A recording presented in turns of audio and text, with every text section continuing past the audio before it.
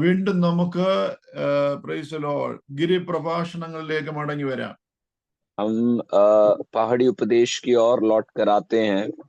കഴിഞ്ഞ ദിവസം നമ്മൾ ചിന്തിച്ചത് മത്തായി 5:4 ആയിരുന്നു.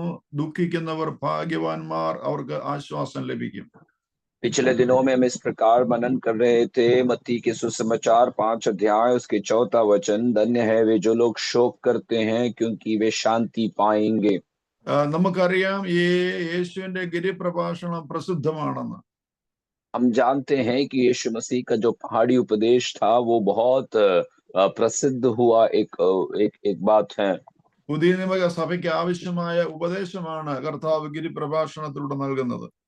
नए नियम कलीसिया के आवश्यक उपदेश के रूप में परमेश्वर इस पहाड़ी उपदेश को हमारे लिए देता है। നമ്മൾ അതിന്റെ പല ഭാഗങ്ങള് വിശദമായി ചിന്തിച്ചുകൊണ്ടിരിക്കുക. और हम उसके कई ऐसे भाग को बड़े विशेष रीति से हम उसे मनन करते आ रहे हैं। ഇന്നലെ ദുഃഖത്തിന്റെ പല വ്യൂവിൽ നിന്നുകൊണ്ട് നമ്മൾ ചിന്തിച്ചു. और कल शोक मनाने के अलग अलग बातों को हमने विचार करने में प्रभु मदद किए। ആ ദുഃഖത്തോടെ പ്രൈസ് ദി ലോർഡ് ദൈവത്തോട് അടുത്ത് വരുന്നവരെ ദൈവം ഉപേക്ഷിക്കുന്നില്ല, അവരെ കർത്താവ് സ്വീകരിക്കുന്നു. और बड़े शोक के साथ, दुख के साथ जो परमेश्वर के करीब आते हैं उन्हें प्रभु तिरस्कार नहीं करता, लेकिन प्रभु उनके करीब रहता है। ദുഃഖത്തോടെ ദൈവസന്നിധിയിൽ താഴ്ത്തുന്നവരെ അവൻ ഉയർത്തുന്നു. और दुख के साथ, शोक के साथ जो प्रभु की उपस्थिति में अपने आप को नम्र करते हैं उन्हें परमेश्वर उठाता है। പുകയുന്ന തിരിയെ കെടുത്തുന്നില്ല, ചതഞ്ഞ ഓടയെ ഓടിക്കുന്നില്ല. और आमीन, जले हुए आमीन जो दिए हैं उसे वो बंद नहीं करता, और ऐसे कुचले हुओं को वो तोड़ता नहीं है। അങ്ങനെ വിവിധ നിലയിലുള്ള ദുഃഖങ്ങളെ കുറിച്ചായിരുന്നു ഇന്നലെ നമ്മൾ ചിന്തിച്ചത്. ऐसे विभिन्न प्रकार के शोक के विषय में हम कल वचन में मनन कर रहे थे। ചിലര് അവരുടെ വ്യക്തിപരമായ പാപത്തെ ഓർത്ത് ദൈവസന്നിധിയിൽ ദുഃഖിക്കുന്നു, കർത്താവ് അത് അവരെ സ്വീകരിക്കുന്നു, അംഗീകരിക്കുന്നു. और कई लोग अपने व्यक्तिगत पाप के विषय में सोचकर शोक मनाते हैं, परमेश्वर उनकी उस बात को अंगीकार करते हैं और प्रभु आशीष देता है। ചിലര് മറ്റുള്ളവരുടെ പാപത്തെയും രോഗത്തെയും ദാരിദ്ര്യത്തെയും പീഡനങ്ങളെയും ആവശ്യങ്ങളെയും കണ്ടുകൊണ്ട് ദുഃഖിക്കുന്നു. അവർക്ക് ദൈവം അവരെ സഹായിക്കാനുള്ള ആവശ്യം ദൈവം ചെയ്തു കൊടുക്കുന്നു. और कई लोग जैसे हैं कि दूसरों के विषय को सोचते हुए, दूसरों के बातों को ध्यान करते हुए वे लोग दुख करते हैं, और परमेश्वर उनकी आवश्यकताओं को पूरा करने के लिए उन्हें मदद करता भी है। ചിലര് അജ്ഞത കൊണ്ട് ദുഃഖിക്കുന്നു. പ്രൈസ് ദി ലോർഡ്, അവരെയും കർത്താവ് തന്റെ തോളിൽ എടുത്തുകൊണ്ട് നടക്കുന്നു. कई लोग ऐसे हैं कि अज्ञानता से वे शोक कर रहे हैं, लेकिन ऐसे लोगों को परमेश्वर अपने कंधों पर लिए चलता है। ചിലര് തങ്ങളുടെ ജീവിതത്തിൽ അപ്രതീക്ഷിതമായി സംഭവിക്കുന്ന ട്രാജഡി കൊണ്ട് ദുഃഖിക്കുന്നു. അവരെയും കർത്താവ് ആശ്വസിപ്പിക്കുന്നു. कई लोग ऐसे होते हैं कि अपने जीवन में अचानक आने वाले ऐसे कुछ बातों से वे शोक करते हैं, परंतु उनको भी परमेश्वर शांति देता है। എന്നാൽ ചില സാഹചര്യങ്ങളില് ദൈവഹിത പ്രകാരമുള്ള ദുഃഖം മനുഷ്യരുടെ ജീവിതത്തിൽ ഉണ്ടാകും. लेकिन कई ऐसी परिस्थिति में परमेश्वर की इच्छा से एक शोक या दुख का अवसर हमारे जीवन में आ सकते हैं। അതവരെ തകർത്ത് കളയുവാനായിട്ടല്ല, അവരെ പണിയുവാൻ വേണ്ടിയാണ് ദൈഹിക പ്രകാരമുള്ള ദുഃഖം അവരുടെ ജീവിതത്തിൽ വരുത്തുന്നത്. और ऐसे परमेश्वर के हित अनुसार जो दुख या शोक हमारे जीवन में आते हैं वे हमें तोड़ने के लिए नहीं है, परंतु हमें निर्माण करने के लिए हैं। യേശു തന്നെ ദുഃഖത്തിന്റെ പുത്രനല്ലേ, മാൻ ഓഫ് സോറോസ് വേണമെങ്കിൽ പറയാം. और यीशु मसीह को ही हम एक दुख या शोक मनाने वाले मनुष्य के रूप में हम देख सकते हैं। യേശു ഭൂമിയിൽ ജനിച്ചത് അവതരിച്ചത് തന്നെ ഇവിടെ സെലിബ്രേറ്റ് ചെയ്യാൻ അല്ലെങ്കിൽ ഇവിടെ ആഘോഷിക്കുവാൻ വേണ്ടിയല്ല, മാനവജാതിയുടെ പാപങ്ങളെ തന്റെ ശരീരത്തിൽ ഏറ്റ് കാൽവരി ക്രൂശിൽ യാഗമായി തീർന്ന് മാനവജാതിയെ വീണ്ടെടുക്കുവാൻ വേണ്ടിയാണ്. यीशु मसीह अपने आप को इस पृथ्वी में मानव रूप धारण करने का कारण यहाँ पर जश्न मनाने के लिए नहीं था, परंतु मानव जाति के पाप को अपने ऊपर लेकर उस क्रूस, कलवरी क्रूस पर अपने आप को जान देने के लिए था। അതുപോലെ ഒരു പക്ഷേ ഓരോരുത്തരുടെയും ജീവിതത്തിനകത്ത് നാം പോലും അറിയാതെ ദൈവം നമ്മുടെ ജീവിതത്തിൽ ദൈവത്തിന്റെ ഹിതപ്രകാരമുള്ള ചില ദുഃഖങ്ങൾ തന്നിരിക്കാം. हो सकता है कि ऐसे एक एक लोगों के जीवन में शायद हमारी जानकारी से भी बढ़कर परमेश्वर अपनी इच्छा से कुछ शोक की अवस्थाओं को हमारे जीवन में दे रहा होगा। അത് വിശ്വസിക്കൂ, നിങ്ങളെ തകർത്ത് കളയുവാൻ വേണ്ടിയല്ല, നിങ്ങളെ വേറൊരു തലത്തിലേക്ക് എത്തിക്കുവാൻ, നിങ്ങളെ പണിയുവാൻ, നിങ്ങളെ റീമോൾഡ് ചെയ്യാൻ വേണ്ടിയാണെന്ന് വിശ്വസിക്കുക. और ये विश्वास करना है कि हमें ये नष्ट कराने के लिए नहीं है, लेकिन हमारे जीवन में एक अगला स्तर तक हमें पहुंचाने के लिए, फिर से पुनर्स्थापित करने के लिए ये दुख प्रभु हमें दे रहा है। ഒരു പക്ഷേ ചില കാര്യങ്ങൾ നമ്മുടെ ജീവിതത്തിൽ സംഭവിക്കുന്നത് പ്രാർത്ഥിച്ചിട്ടും പ്രാർത്ഥിച്ചിട്ടും നാം ആഗ്രഹിക്കുന്ന പോലെ ഒരു മറുപടി കിട്ടുന്നില്ലോ ചിന്തിക്കുമ്പോൾ അതിന്റെ പിന്നിൽ ദൈവത്തിന്റെ കരമുണ്ടായിരിക്കാം, ദൈവത്തിന്റെ ഉദ്ദേശമായിരിക്കാം. हो सकता है कि कई विषयों के लिए हम प्रार्थना करते करते जैसे हमने चाहा है ऐसा एक उत्तर हम नहीं देख पा रहे हैं, तब परमेश्वर हमारे जीवन में कुछ कार्यों को करना आमीन इच्छा रखता है। അതുകൊണ്ട് നമ്മൾ ദൈവഹിതത്തിനായിട്ട് പൂർണ്ണമായി സമർപ്പിക്കുമ്പോൾ ആ ദൈവത്തിന്റെ ഹിതം നമ്മുടെ ജീവിതത്തിൽ വെളിപ്പെടുകയും ദാവീദ് പറഞ്ഞതുപോലെ നമുക്ക് പറയാൻ സാധിക്കും, കൂരിരുൾ താഴ്വരയിൽ കൂടെ ഞാൻ നടന്നാലും ഒരനർത്ഥവും ഭയപ്പെടുകയില്ല, നീ എന്നോടുകൂടെ ഇരിക്കുന്നുവല്ലോ, നിന്റെ വടിയും കോലും എന്നെ ആശ്വസിപ്പിക്കുന്നു.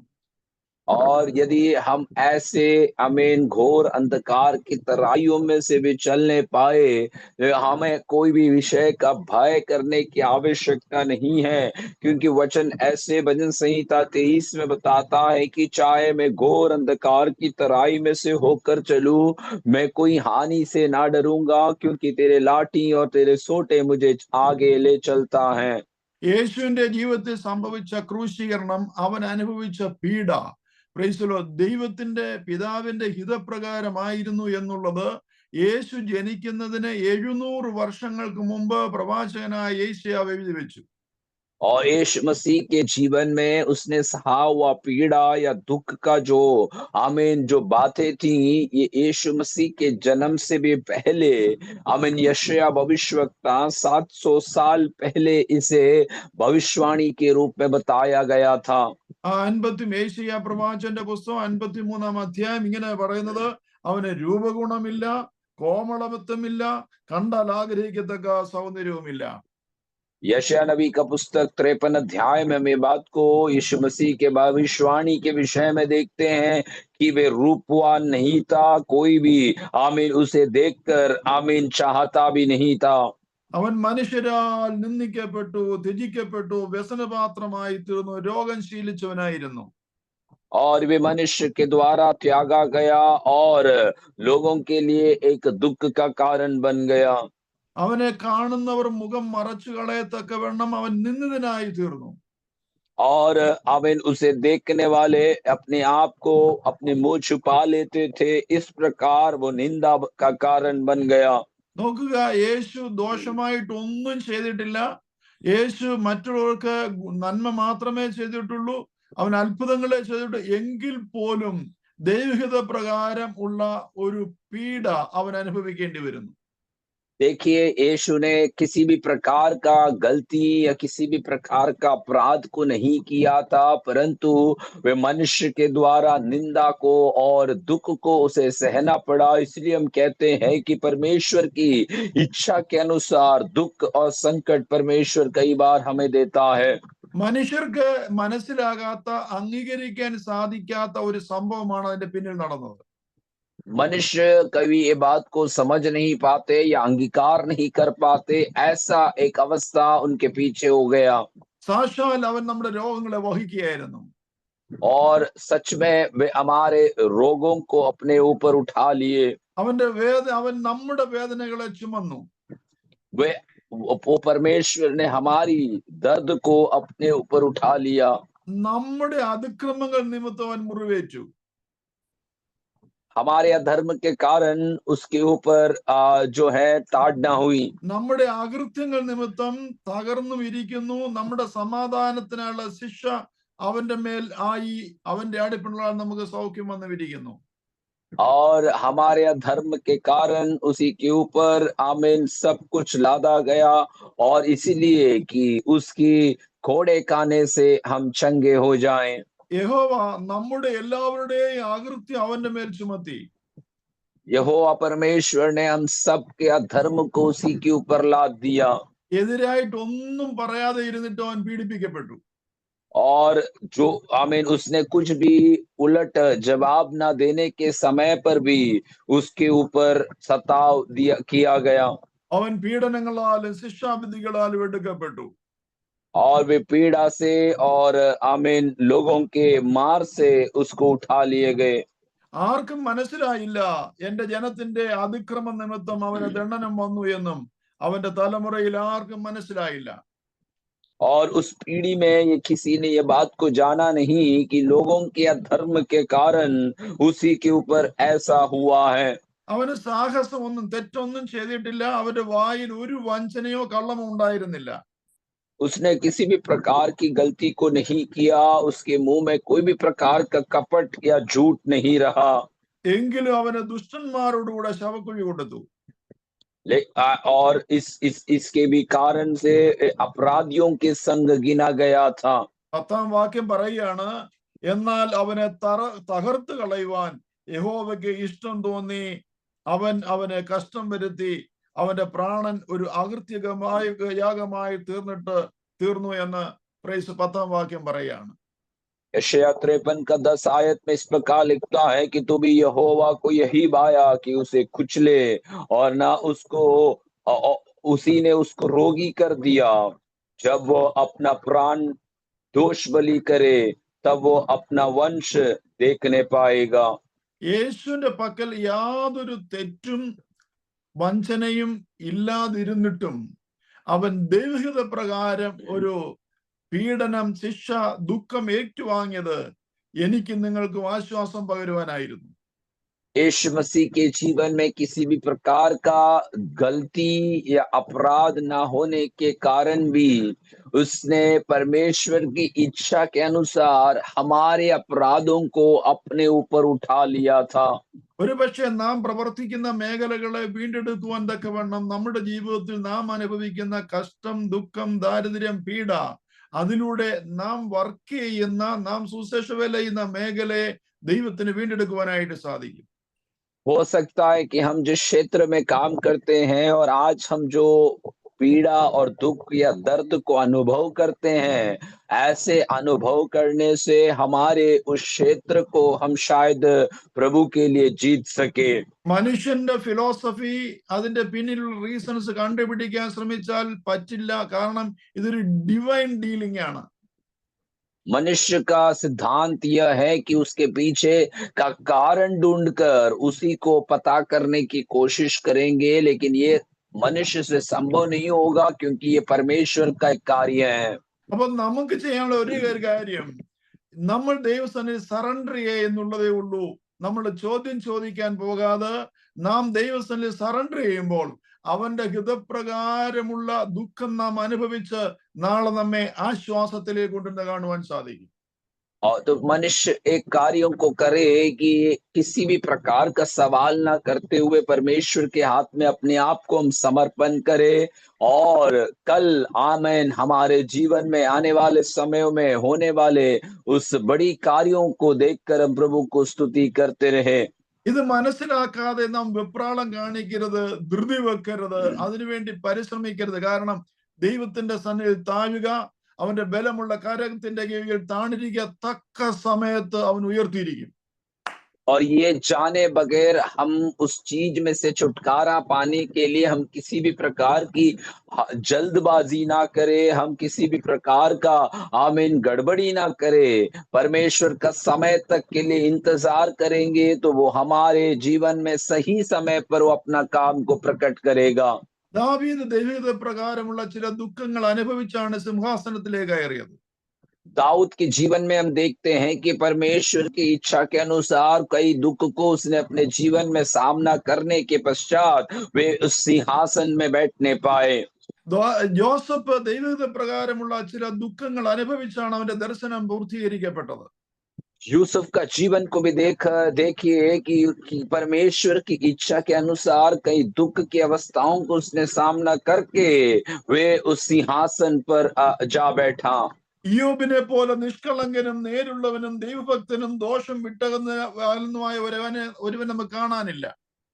और अयूब के समान एक निष्कलंक, दोष से दूर रहने वाला और एक धर्मी व्यक्ति को हम कहीं पर भी देखने को नहीं मिलता। എങ്കിലും ദൈവത്തിന്റെ ഹിതപ്രകാരം അവന്റെ ജീവിതത്തിനകത്ത് നമുക്ക് മനസ്സിലാകാൻ സാധിക്കാത്ത കഠിനകരമായ ദുഃഖത്തിലൂടെ അവൻ കടന്നു പോകേണ്ടി വന്നു. और इतना सब कुछ होने के बावजूद उसको अपने जीवन में परमेश्वर की इच्छा अनुसार कई दुख के अवसर और कई ऐसी पीड़ाओं को अपने जीवन में उसे सामना करना पड़ा। അത് ആ പീഡയുടെ ആ ദുഃഖത്തിന്റെ ഒരു കാലഘട്ടം കഴിഞ്ഞപ്പോൾ ദൈവം അവന് ദൈവിക പ്രകാരമുള്ള ദുഃഖത്തിന്റെ മടങ്ങുകളായിട്ട് തിരിച്ചു കൊടുക്കുവാനായിട്ട് ഇടയായി. और उस पीड़ा या दुख का समय खत्म होने के बाद परमेश्वर की इच्छा अनुसार जो दुख सहा था उसके प्रतिफल के रूप में उसने जो कुछ भी अपने जीवन में नष्ट किया था उसका दुगना उसे प्राप्त होने में मदद मिला। അപ്പോൾ ഞാൻ പറഞ്ഞു വരുന്നതിന്റെ അർത്ഥം, ചില സാഹചര്യങ്ങളില് ദൈവിക പ്രകാരമുള്ള ദുഃഖങ്ങൾ മനുഷ്യൻ അനുഭവിക്കേണ്ടി വരുന്നു. അത് അവനെ നശിപ്പിക്കുവാനായിട്ടല്ല, പിന്നെയോ അവനെ പ്രൈസ് ദി ലോർഡ് ദൈവത്തിന്റെ ഇഷ്ടം അവന്റെ ജീവിതത്തിൽ നിറവേറ്റുവാനായിട്ടാണ്. मेरा कहने का तात्पर्य यह है कि कई ऐसे समयों में परमेश्वर की इच्छा के अनुसार कई दुख को हम अपने जीवन में सामना करने का ऐसा अवसर हमारे जीवन में आती हैं, लेकिन उस समय में हमें दुखी ना हो, क्योंकि परमेश्वर का इच्छा प्रभु हमारे जीवन में वह प्रकट करता है। യേശു തന്നെ ആ പ്രോസസ്സിലൂടെ കടന്നു പോവാൻ ഇടയായെങ്കിൽ അവന്റെ വേലയ്ക്കായി ഇറങ്ങിത്തിരിച്ചിരിക്കുന്ന, അവനെ വിശ്വസിച്ച് ഇറങ്ങിത്തിരിക്കുന്ന നമ്മുടെ ജീവിതത്തിൽ എന്തെല്ലാം പ്രോസസ്സിലൂടെ ഒരു പക്ഷെ നാം കടന്നു പോകേണ്ടവരായിരിക്കാം. അവിടെ പിറുപിറുക്കരുത്, ദുഃഖിക്കരുത്, നിരാശപ്പെടരുത്. കർത്താവെ, നിന്റെ ഹിതത്തിനായി ഞാൻ താഴ്ത്തി ഏൽപ്പിക്കുന്നു മറിയ പറയുന്ന പോലെ പറയുന്നുവെങ്കിൽ വരുന്ന നാളുകളില് അതിന്റെ മഹത്വം നമ്മുടെ ജീവിതത്തിലും ശുശ്രൂഷയിലും വെളിപ്പെട്ട് വരുന്ന കാണുവാനായിട്ട് സാധിക്കും. यीशु मसीह स्वयं अपने जीवन में ऐसे दुख की एक घड़ी में से उसको होकर जाना पड़ा, तो उसके पीछे विश्वास करने वाले और उसी की सेवा करने वाले हम लोगों के जीवन में कई ऐसे दुख की एक अवसरों को हमने सामना करना है, हम नहीं जानते।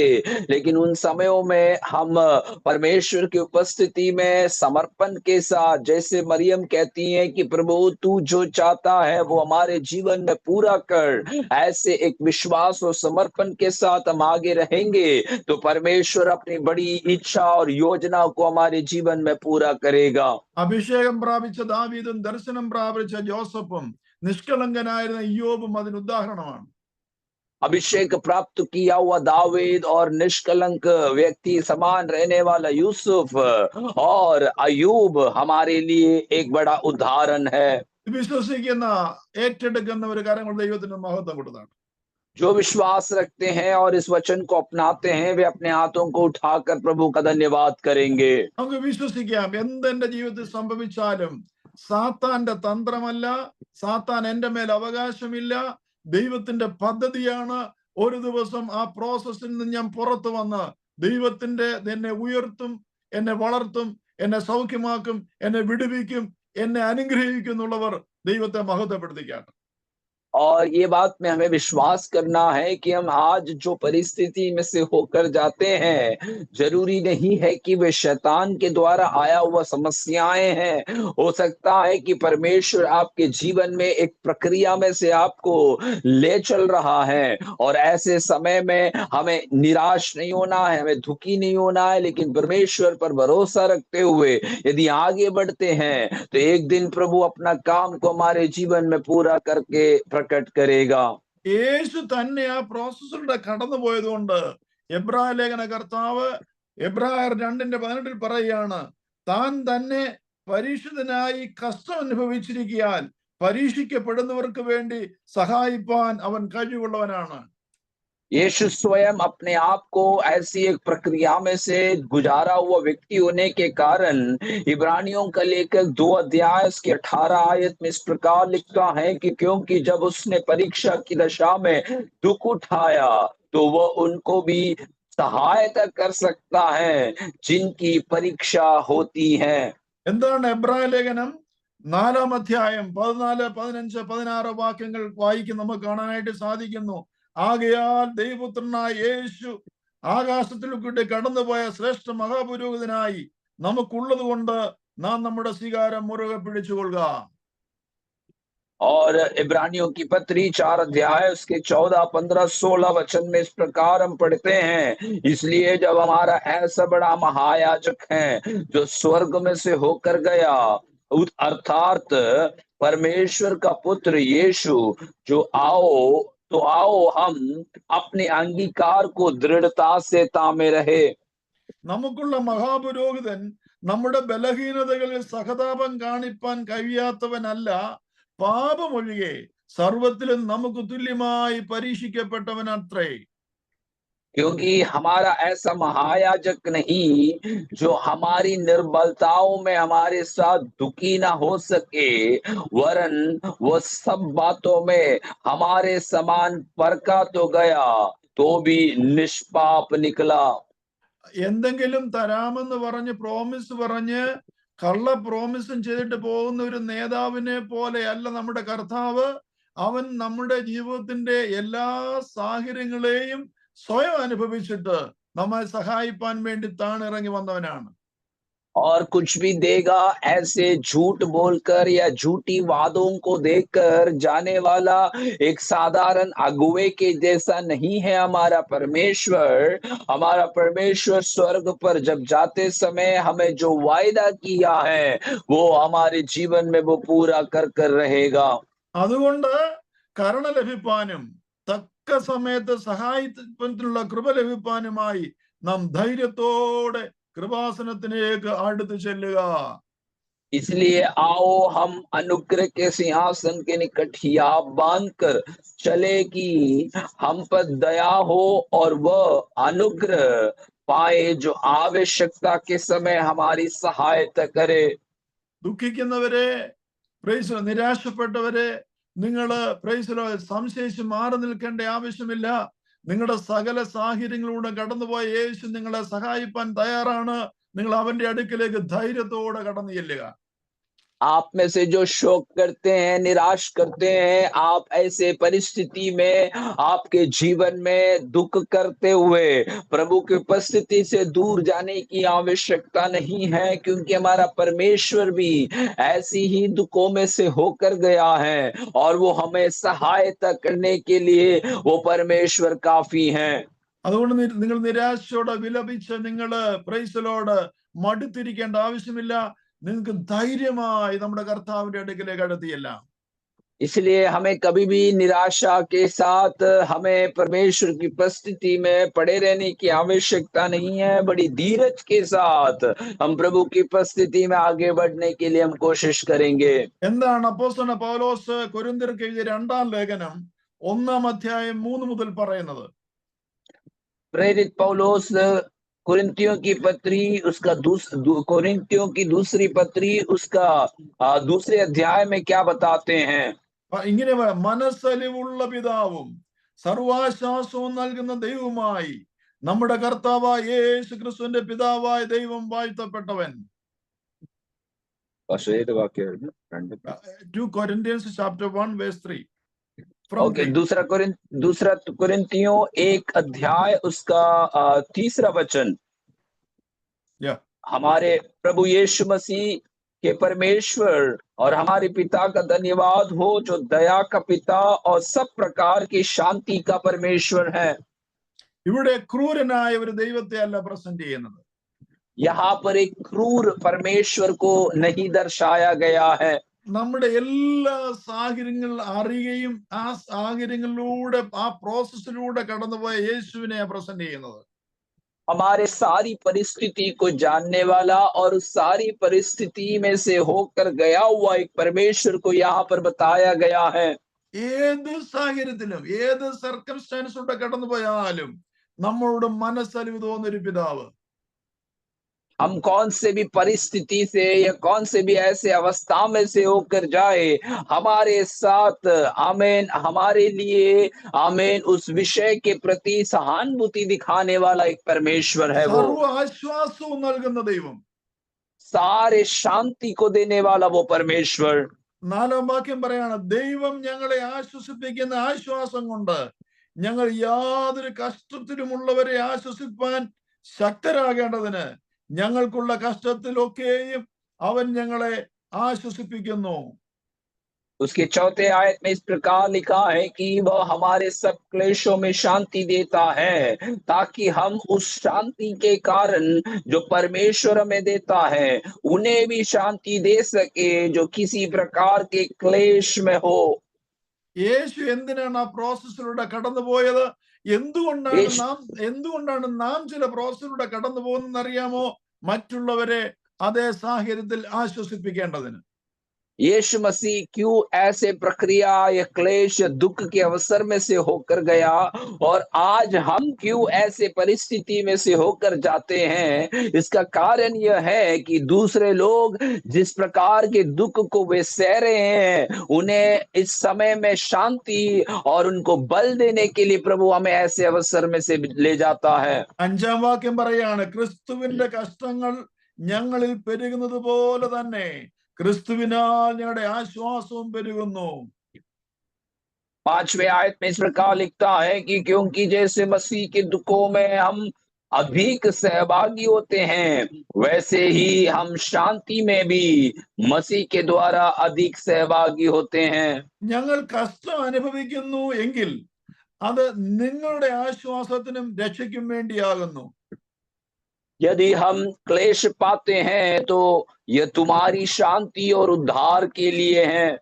ഞങ്ങൾക്ക് ആശ്വാസം വരുന്നുവെങ്കിൽ അത് ഞങ്ങൾ സഹിക്കുന്ന കഷ്ടങ്ങൾ തന്നെ നിങ്ങളും സഹിക്കുന്നതിൽ നിങ്ങളുടെ ആശ്വാസത്തിനായി ഫലിക്കുന്നു. और यदि हम शांति पाते हैं तो यह तुम्हारी शांति के लिए है, जिसके प्रभाव से तुम धीरज के साथ उन क्लेशों को सह लेते हो। നിങ്ങൾ കഷ്ടങ്ങൾക്ക് കൂട്ടാളികളാകുന്നത് പോലെ ആശ്വാസത്തിനും കൂട്ടാളികൾ എന്നറിയാൽ നിങ്ങൾക്ക് വേണ്ടി ഞങ്ങളുടെ പ്രത്യാശ ഉറപ്പുള്ളത് തന്നെ. हमारी आशा तुम्हारे विषय में दृढ़ है, क्योंकि हम जानते हैं कि तुम जैसे हमारे दुखों में वैसे ही शांति में भी सहभागी हो। സഹോദരങ്ങളെ, ഏത് സാഹചര്യത്തിലും നമ്മെ കംഫർട്ട് ചെയ്യുവാൻ, നമ്മെ ആശ്വസിപ്പിക്കുവാൻ ഒരു മനുഷ്യൻ കടന്നു പോകുന്ന സകല പ്രോസസ്സിലൂടെ കടന്നുപോയനായാണ് കർത്താവ്. അതുകൊണ്ട് നിങ്ങൾ അധൈര്യപ്പെടരുത്, നിങ്ങൾ അവിശ്വസിക്കരുത്, നിരാശപ്പെടരുത്.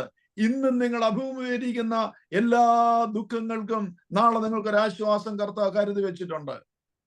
प्रिय लोगों, हर एक परिस्थिति में, हर एक ऐसे क्षण में हमारा परमेश्वर दुख और क्लेश में से होकर गए हैं, इसलिए वो हमारे जीवन में आने वाले किसी भी प्रकार के दुख या संकट का समय हो, हमें आश्वासन देने के लिए, हमें धीरज प्रदान करने के लिए एक परमेश्वर है, वो सामर्थी प्रभु है। ഒരുപക്ഷെ നിങ്ങൾ ചിന്തിക്കുന്നത് പോലെ ഒരു പീരീഡിനുള്ളിലായിരിക്കത്തില്ല ദൈവത്തിന്റെ പ്രവൃത്തി വെളിപ്പെടുന്നത്. പക്ഷേ അവന്റെ സമയത്ത് ആ റൈറ്റ് ടൈമിൽ അവൻ നിങ്ങളുടെ അടുക്കലേക്ക് ഇറങ്ങി വന്നിരിക്കും, സംശയമില്ല. और हो सकता है कि जैसे हम उम्मीद करते हैं वैसे एक समय के सीमा में शायद प्रभु हमारे जीवन में उत्तर नहीं दे रहा होगा, लेकिन परमेश्वर अपनी योजना अनुसार अपने जीवन में हमारे उस परिस्थिति में से हमें बाहर निकालने के लिए प्रभु निश्चय आएगा, उसमें कोई शक नहीं है। കാരണം നിങ്ങളുടെ ആവശ്യങ്ങളും നിങ്ങളുടെ ദുഃഖങ്ങളും നിങ്ങളുടെ കരച്ചിലും കണ്ണുനീരും ഉപവാസവും പ്രാർത്ഥനയും അറിയുന്നവനായ ഒരു കർത്താവാണ്. അവൻ നിശ്ചയമായിട്ടും തക്ക സമയത്ത് നിങ്ങളെ വിടുവിപ്പാൻ ഇറങ്ങി വരാതിരിക്കയില്ല. कारण तुम्हारे दुख, तुम्हारे क्लेश, तुम्हारे हर एक प्रकार की जरूरतों को अच्छे रीति से जानने वाला, समझने वाला परमेश्वर है वो। और वो हमारे लिए, आमीन, हमारी सहायता के लिए, आमीन आमीन, उतर नहीं आएंगे, ऐसा कोई भी प्रकार का शक ना रहे।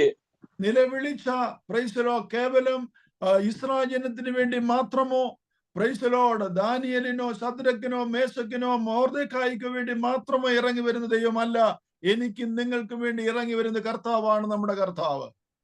आमीन आमीन। परमेश्वर की उपस्थिति में आज सुबह आया हुआ, प्रार्थना किया हुआ डैनियल और उसके साथियों के लिए, या मूसा के लिए, या कई ऐसे भक्तों के लिए ही आने वाला परमेश्वर नहीं है, वो आज मेरे लिए और आपके लिए भी उतर आने वाला प्रभु है। അതുകൊണ്ടാണ് യേശു പറഞ്ഞത്, യോഹന്നാൻ 14:27, ജോൺ 14:27, സമാധാനം ഞാൻ നിങ്ങൾക്ക് തന്നേച്ചു പോകുന്നു, എന്റെ സമാധാനം ഞാൻ നിങ്ങൾക്ക് തരുന്നു, ലോകം തരുന്നത് പോലെയല്ല, നിങ്ങളുടെ ഹൃദയം കലങ്ങുകയും ഭ്രമിക്കുകയും അരുത്. इसलिए यीशु मसीह यूहन्ना 14 उसके 28 में इस प्रकार लिखता है कि मेरी शांति में तुम्हें दिए जाते हो, जैसे दुनिया समझता है वैसे नहीं, इसलिए तुम्हारा हृदय व्याकुल ना हो। ലോകത്തിന് തരാനുള്ള സമാധാനത്തിന് പരിമിതിയുണ്ട്, സമയപരിമിതിയുണ്ട്, പരിമിതികളുണ്ടെന്നാൽ യേശു നമുക്ക് തരുന്ന സമാധാനത്തിന് പരിമിതികളില്ല എന്ന കാര്യം നാം മറന്നു കളയരുത്. ये बात को हमें भूलना नहीं है कि दुनिया देने वाले शांति में सीमा होती है, और कई आमीन उसमें अभाव रहेंगे, लेकिन परमेश्वर जो शांति हमें देता है उसमें कोई सीमा नहीं और उसमें कोई कमी नहीं रहती। ജോൺ 16:33 പറയുകയാണ്, നിങ്ങൾക്ക് എന്നിൽ സമാധാനം ഉണ്ടാകേണ്ടതിന് ഇത് ഞാൻ നിങ്ങളോട് സംസാരിച്ചിരിക്കുന്നു, ലോകത്തിൽ നിങ്ങൾക്ക് കഷ്ടം ഉണ്ട്, എങ്കിലും ധൈര്യപ്പെടുവീൻ, ഞാൻ ലോകത്തെ ജയിച്ചിരിക്കുന്നു. यूहन्ना 16 उसका 33 वचन में इस प्रकार लिखा जाता है कि आमीन, मैंने ये बातें तुमसे इसलिए कही है कि तुम्हें मुझसे शांति मिले, संसार में तुम्हें क्लेश होता है, परंतु ढाढ़स बांधो, मैंने संसार को जीत लिया है। യേശുവിനെ അനുഗമിക്കാൻ ഇറങ്ങി തിരിച്ച ദൈവവേദലെ, ആ യേശുവിന്റെ പുറകെ പോകുമ്പോൾ യേശു നിങ്ങളോട് പറയുകയാണ്, ലോകത്തിൽ നിങ്ങൾക്ക് കഷ്ടം ഉണ്ട്, എങ്കിലും നിങ്ങൾ ധൈര്യപ്പെടുവീൻ, ഞാൻ ലോകത്തെ ജയിച്ചിരിക്കുന്നു.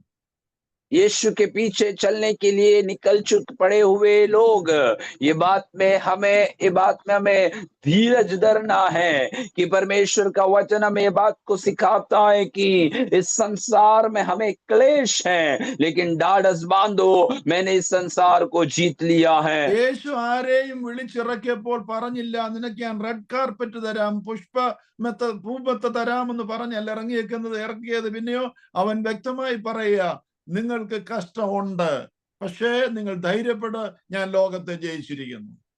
और यीशु जब आमीन किसी को भी इस सेवकाई में या प्रभु के पीछे आने के लिए जब बुलाया, तो उन्हें कोई भी प्रकार की झूठी वायदाओं को देकर नहीं बुलाता कि तुम यदि मेरे पीछे आए तो तुम्हें बहुत सारे ऐसे अच्छे अनुभवों में से मैं लेकर जाऊंगा, परंतु यीशु कहता है यदि कोई मेरे पीछे आना चाहे तो अपने आप को त्याग कर कर अपना क्रूस उठाकर मेरे पीछे हो ले। അതുകൊണ്ടാണ് യേശു പറഞ്ഞത്, ദുഃഖിക്കുന്ന നിങ്ങൾ ഭാഗ്യമുള്ളവർ, എന്തുകൊണ്ടെന്നാൽ നിങ്ങൾക്ക് ആശ്വാസം ലഭിക്കും. इसलिए यीशु मसीह इस बात को पहाड़ी उपदेश में बताते हैं कि धन्य वे लोग जो शोक करते हैं, क्योंकि वे शांति पाएंगे। അങ്ങനെയുള്ളവർക്ക് വേണ്ടി ദൈവം കരുതി വെച്ചിരിക്കുക. എഫേസ്യ ലേഖനം 1:3, സ്വർഗത്തിലെ സകല ആത്മീയ അനുഗ്രഹങ്ങളാലും നമ്മെ ക്രിസ്തുവിൽ അനുഗ്രഹിച്ച നമ്മുടെ കർത്താവായ യേശു ക്രിസ്തുവിന്റെ ദൈവവും പിതാവുമായവൻ വാഴ്ത്തപ്പെട്ടവൻ. ऐसे लोगों के लिए परमेश्वर ने जो प्रबंध किया है, वो इफिसियों की पत्री 1:3 आयत में हम पढ़ते हैं, हमारे प्रभु यीशु मसीह के परमेश्वर और पिता का धन्यवाद हो कि उसने हमें मसीह में स्वर्गीय स्थानों में सब प्रकार की आत्मिक आशीषें दी हैं। കാണുന്ന മെറ്റീരിയൽ ബ്ലെസ്സിങ്ങിനെ കുറിച്ചാണ് നിങ്ങളുടെ പ്രതീക്ഷയെങ്കിൽ നിങ്ങൾ നിരാശപ്പെടും. ഇവിടെ പറയുകയാണ്, സ്വർഗത്തിലെ സകല ആത്മീയ അനുഗ്രഹങ്ങളും നിങ്ങൾക്ക് വേണ്ടി അവൻ കരുതി വെച്ചിരിക്കുകയാണ്. देखने वाले भौतिक आशीषों के विषय में यदि आप सोच रखे हैं तो हो सकता है कि आप अपने जीवन में निराशा को सामना करेंगे, लेकिन यीशु मसीह यहाँ पर जो बातों को बताता है वो आत्मिक आशीष के विषय में है।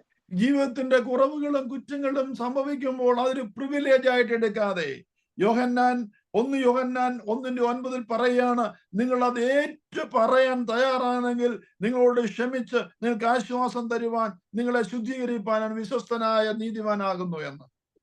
और पहले यूहन्ना का पुस्तक में ये बात को बताया जाता है कि हमारे जीवन में यदि हम पाप करके उसे हम ढांपने की कोशिश करने की बजाय, हमें प्रभु का वचन कहता है यदि हम कोई गलती करते हैं तो परमेश्वर के सामने उसे अंगीकार करने के लिए तैयार होते हैं, तो परमेश्वर हमें हमारी पापों से हमें आजाद करके हमें फिर से प्रभु की उपस्थिति में लेकर आएगा।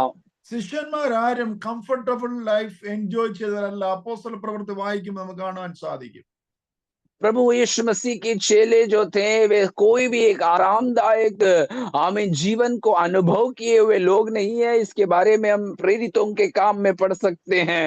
അതുകൊണ്ടാണ് റോമാലേഖനം 6:10 വായിക്കുമ്പോൾ പ്രൈസ് ദി ലോർഡ് അപ്പോസ്തലൻ പൗലോസ് പറയാണ്, ഞങ്ങള് ദുഃഖിക്കുന്നവർ എങ്കിലും സന്തോഷിക്കുന്നവർ, ദരിദ്രരെങ്കിലും പലരെയും സമ്പന്നരാക്കുന്നവർ, ഒന്നുമില്ലാത്തവരെങ്കിലും പലരെയും സമ്പന്നരാക്കുന്നവർ എന്ന് അപ്പോസ്തലൻ പൗലോസിൽ തന്റെ ലേഖനത്തിൽ പറയുക. और इसलिए प्रेरित पौलुस इस प्रकार रोमियो की पत्री में बताते हैं कि हम लोग दुख करते हैं, हमें दुखी है, परंतु हम आनंद करने वाले लोग हैं और परमेश्वर की आनंद में हमारा जीवन हमेशा भरपूरी की अवस्था में आगे बढ़ती रहती है।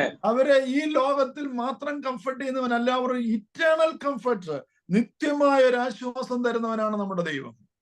और हमारा परमेश्वर केवल इस संसार में हमें आश्वासन देने की बात नहीं कर रहा, परंतु एक अनंत आमीन आशा और शांति के विषय को हमें वो देती हैं। അതുകൊണ്ടാണ് പൗലോസ് പറയുന്നത്, നിങ്ങളുടെ ജീവിതത്തിൽ ഇന്നുണ്ടാകുന്ന കഷ്ടം, ദുഃഖം, രോഗം, പ്രയാസങ്ങളും പട്ടിണികളും ദാരിദ്ര്യം, നിന്ദകളും എന്താണ് കൊണ്ടുവരുന്നത് അറിയാമോ? ദൈവത്തെ സ്നേഹിക്കുന്നവർക്ക് നിർണയപ്രകാരം വിളിക്കപ്പെടുവാൻ തന്നെ ഇന്ന് ഈ അനുഭവിക്കുന്നതൊക്കെയും നന്മയ്ക്കായി കൂടി വ്യാപരിക്കും.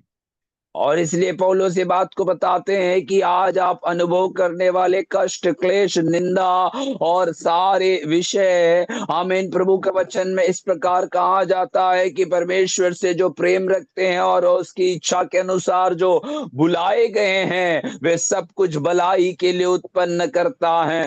അതിനാണ് യേശു ഭൂമിയിൽ വന്നത്. അതുകൊണ്ടാണ് യോഹന്നാൻ 3:16 പറയുന്നത്, തന്റെ ഏകജാതനായ പുത്രനെ വിശ്വസിക്കുന്ന ഏവനും നശിച്ചുപോകാതെ നിത്യജീവൻ പ്രാപിക്കേണ്ടതിന് ദൈവം അവനെ നൽകുവാൻ തക്കവണ്ണം ലോകത്തെ സ്നേഹിച്ചു. इसलिए यीशु मसीह संसार में आया इस प्रकार, जैसे यूहन्ना 3:16 में बताया जाता है कि यीशु मसीह ने इस संसार से इतना प्रेम किया कि अपने इकलौते पुत्र को हमारे लिए दे दिया, ताकि जो कोई भी विश्वास करे वो नाश ना हो परंतु अनंत जीवन पाएंगे। യോഹന്നാൻ 5:24 പറയാണ്, ആമേൻ ആമേൻ ഞാൻ നിങ്ങളോട് പറയുന്നു, എന്റെ വചനം കേട്ട് എന്നെ അയച്ചതിൽ വിശ്വസിക്കുന്നവന് നിത്യജീവനുണ്ട്. അവൻ ന്യായവിധി ഉണ്ടാകാതെ മരണത്തിൽ നിന്നും ജീവനിലേക്ക് കടന്നിരിക്കുന്നു. और यूहन्ना 5 उसका 25 आयत में इस प्रकार परमेश्वर यीशु मसीह हमें बताता है कि आमीन मैं सच सच तुमसे कहता हूं कि आमीन जो मुझ पर विश्वास करते हैं वे आमीन हालेलुया आमीन जिसने मुझे भेजा है उस पर आमीन विश्वास करते हैं और मैं उसी के जीवन को आशीषित करूंगा। ഞാൻ ഇങ്ങനെ ഇമാജിൻ ചെയ്യുന്ന അവൻ വലിയ ബ്രിഡ്ജ് ക്രോസ് ചെയ്ത് കഴിഞ്ഞിരിക്കുന്നു. मैं ऐसा आमीन मन में कल्पना करता हूं कि एक बड़ा सा पुल उसने पार कर लिया है। എന്ന് പറഞ്ഞാൽ അവന് ന്യായവിധിയുടെ, മരണത്തിന്റെ, നരകത്തിന്റെ ബ്രിഡ്ജ് യേശു ക്രിസ്തു മൂലം അവൻ ക്രോസ് ചെയ്ത് നിത്യജീവനിലേക്ക് കടന്നിരിക്കുന്നു എന്നാണ് എഴുതിയിരിക്കുന്നത്. और इसका अर्थ इतना ही है कि वे न्याय का, मृत्यु का उस पुल को पार करते हुए यीशु मसीह के द्वारा उस अनंतता में प्रवेश कर चुका है। ടെമ്പററി ആയ ഈ ലോകത്തിന്റെ സുഖ സൗകര്യങ്ങളും ആഡംബരവുമാണോ നമുക്ക് ആവശ്യം, അതോ നരകത്തിൽ നിന്ന് ന്യായവിധിയിൽ നിന്നും നമ്മെ രക്ഷപ്പെടുത്തി ജീവങ്കിലേക്ക് കടത്തിയിരിക്കുന്ന അനുഭവമാണോ നമുക്ക് ആവശ്യം? तत्कालीन रीति से इस संसार के मौज मस्ती और उस संसार के सब कुछ जो हमें दुनिया हमें देती है वे हमें आवश्यक है, या परमेश्वर की उपस्थिति का वो आनंद और अनंतता का वो जीवन हमें चाहत है। യേശയ്യാവ് 25:8 ഇങ്ങനെ പറയുന്നു, അവൻ മരണത്തെ സദാകാലത്തേക്ക് നീക്കിക്കളയും.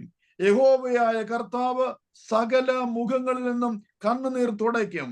തന്റെ ജനത്തിന്റെ നിന്ന സകല ഭൂമിയിൽ നിന്നും നീക്കിക്കളയും. यशायाह नबी की पुस्तक 25 अध्याय उसके 8 वचन में इस प्रकार लिखता है, वह मृत्यु का सदा के लिए नाश करेगा और प्रभु यहोवा सबों के मुख पर से आंसू पोंछ डालेगा और अपनी प्रजा की नामधराई सारी पृथ्वी पर से दूर करेगा, क्योंकि यहोवा ने ऐसा ही कहा है। നോക്കുക, ദുഃഖിക്കുന്ന നിങ്ങൾക്ക് 3 പ്രോമിസ് ആണ് ഇവിടെ കർത്താവ് തരുന്നത്. यहाँ पर देखिए, जो दुख करते हैं या शोक करते हैं उन्हें 3 वायदा को परमेश्वर यहाँ बता रहा है। കർത്താവിന്റെ വേലയ്ക്ക് ഇറങ്ങിയിട്ട് അവന്റെ വിശ്വാസത്തിൽ വന്നിട്ട് ദുഃഖം അനുഭവിക്കുന്ന ആരെങ്കിലും ഉണ്ടെങ്കിൽ അവൻ പ്രോമിസ് ചെയ്യുകയാണ്, അവൻ നിങ്ങളുടെ സദാകാലത്തേക്ക് മരണത്തെ നീക്കിക്കളയും, നിങ്ങളുടെ കണ്ണുനീരിനെ അവൻ തുടച്ചിരിക്കും, നിങ്ങളുടെ ജീവിതത്തിലെ നിന്ന ഈ ഭൂമിയിൽ നിന്ന് മാറ്റിക്കളയും.